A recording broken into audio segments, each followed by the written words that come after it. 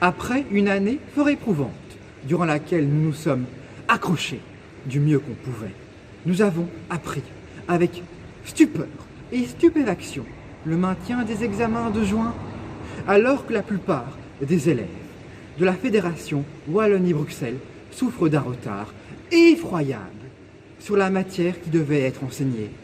Pourtant, il paraissait évident qu'il était impossible pour nos professeurs de terminer le programme en raison du système hybride entraînant d'innombrables problèmes techniques, des semaines de vacances supplémentaires et de diverses absences ou quarantaines engendrées par la crise sanitaire. Par ailleurs, Madame Désir nous a promis que les examens ne porteraient que sur les fondamentaux vus depuis janvier. Cependant, quel est l'intérêt d'évaluation simplifiée à outrance, si ce n'est d'être une pure perte de temps? Or, du temps, c'est justement ce qu'il nous manque cruellement. Ainsi, avec la suppression des examens, nous pourrions profiter de 4 semaines de plus en cette fin d'année si perturbée pour tenter de terminer le programme, ou du moins de combler nos écrasantes lacunes, afin d'éviter que ces dernières aient des répercussions néfastes sur nos études à venir. Un argument souvent avancé par ceux qui sont favorables au maintien des épreuves certificatives et qu'elles sont censées nous préparer aux études supérieures et nous permettre d'acquérir une méthode de travail assez efficace pour assimiler les importantes quantités de matière qui nous attendent bientôt. Certes, mais imaginez que les élèves sont des oisillons et que chaque connaissance apprise en classe est comme une plume qui pousse sur leurs ailes encore fragiles. Eh bien, il est totalement aberrant de jeter le malheureux du haut de son nid pour lui apprendre à voler, si ce dernier ne possède pas l'ensemble des plumes nécessaires à son élévation. Vous aurez juste réussi à ce que le malheureux s'écrase lamentablement au sol.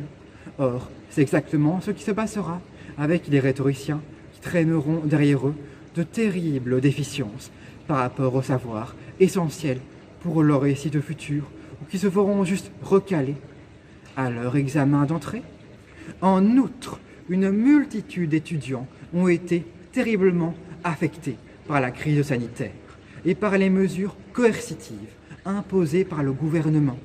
Il en résulte un nombre effarant de détresse psychologique et une abondance de décrochage scolaire.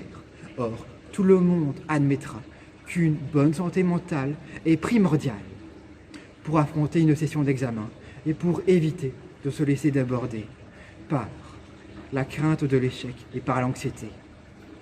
Toutefois, beaucoup d'élèves ne sont plus dans les dispositions psychologiques requises pour surmonter pareille épreuve. Il est donc déplorable d'envoyer sur le champ de bataille des soldats déjà blessés et pour certains agonisants. Par contre, sommes-nous plus faibles que les générations précédentes? Non, nous avons juste été confrontés à une crise gravissime et inédite dans l'histoire de notre pays et qui ne nous a nullement épargnés. Alors, sommes-nous plus paresseux? Non, nous n'avons juste pas pu profiter d'un cadre et d'un environnement assez stable et paisible pour pouvoir travailler de la façon la plus optimale. Sommes-nous donc moins intelligents? Évidemment que non. Nous avons juste été privés des conditions appropriées à un apprentissage fertile et fructueux qui est pourtant le seul moyen de nous métamorphoser en adultes responsables et suffisamment instruits pour répondre au mieux aux défis et aux épreuves qui nous attendent à l'avenir. C'est donc le futur de tous les élèves de Belgique qui se trouvent dans les mains de ceux qui ont le pouvoir de maintenir ou de supprimer les examens.